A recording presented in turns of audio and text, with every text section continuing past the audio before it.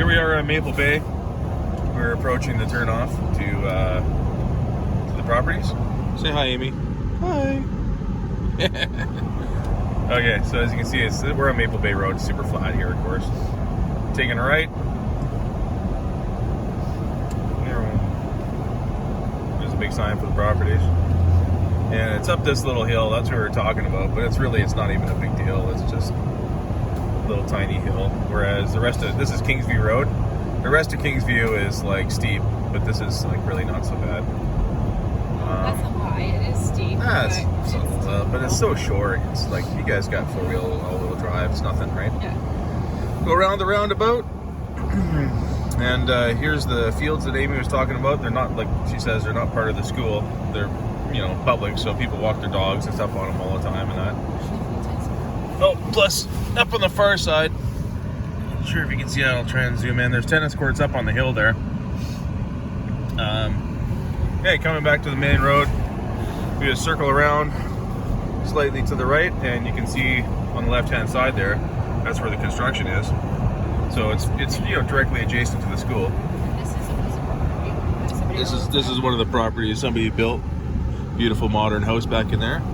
Okay, so here's the entrance to the location. Your home's for sale. I guess you guys are aware of that. Another sign on the other side. Stop, Amy. I'm sorry. Sorry. It's Park Walk, I guess is Maple Bay. Anyway, lots for sale. 26. And here's the entrance. So we're gonna just go slowly up here at Park. You can see the bulk of the development will be on the left-hand side here. There's the school up on the left there. And to the right here, there's another sort of area. And I'm not sure if it swings around down below there, but we're gonna find a place to park and then get out. At the bottom of the development now, you can see there's a Maple Bay School in the distance there with the exhaust coming up from the roof there. This is the house format on the top, and you see it gently slopes from left to right. So that's the high point up where the excavator is there. And as we pan down towards the right, it actually there's a bit of a low spot just over the top, and it looks like they got some rocks or whatever's piled down there, maybe for fill. But yeah, so this is lot 5 right here. You can see the sign on the left, and there's about 15 or 20 feet of level ground, and then they've got it prepared where it goes down fairly steeply. That's probably about a 10-foot drop right there, and I'm sure they're gonna build a kind of a second floor walkout kind of towards the bottom there. But you can see in behind you is all residential, and to the side is residential on acreages, so it's gonna be pretty quiet back here, that's for sure. There you can see sort of the line where the shadow starts of the drop off, and as we go this way it levels out more. What's this way? Lot 6? It's lot 6 here, but it's sold. But you can see the general layout of the place. It's quite level. Up here, what they've done is, and we'll take a better look when we get there, but these houses are, main floor, and then the garage and a little side area is on the walkout on the bottom. So that's kind of, they're using the slope to create kind of a second floor in place. This is lot number 7. It's also sold. Really, really flat, this one. After lot 7, we go down just a little bit, just a couple of degree angle, and on the left here, what's that one there, Amy? Yeah, what lot is that? 15. So this is probably 14 here, and as you can see, it's gently sloping towards the rear, or towards Maple Bay Road. This is lot 15 over here, again very gently sloping. Here's lot number 8. It's got some rock on it, as you can see, so it may require some blasting unless they build a house up on top. And it's kind of nice is what they've done is, geez, slippery, very slippery there. You can sort of see where you are in the development by just looking at that. They've done a nice job of that. The end of lot 14 here. Here's lot 14. It's actually really quite level except for the very edge here. You come into a cul-de-sac area. Amy's in the middle of the cul-de-sac right now. So on the right hand side here, what's that lot there? Can you see the sign? Okay, so that's number 9. So the rocks drop off. And number 9 is fairly flat again. You go over kind of a hill, and it looks like there's a creek in the bottom. Watch it. Is that a creek down the bottom there? I think it is. I think I can hear water running. Where that tree line is and the fence line down in there, I think there's a creek down in there. It is kind of neat. There's lot number 10 right there on the left with the sign.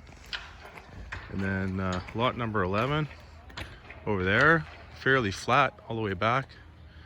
And lot number 12, also nice and flat, kind of a pie shape almost, I think.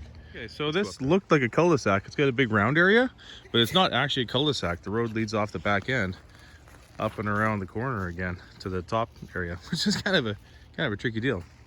There's lot number 13, gently sloping, a little more slope in that one. Here's lot number 11 on this side. It's got fairly high in the front there where they built the services, and then it goes down maybe 5-10 feet over the edge, and there's definitely a creek in the bottom there. I can hear it. It's kind of nice.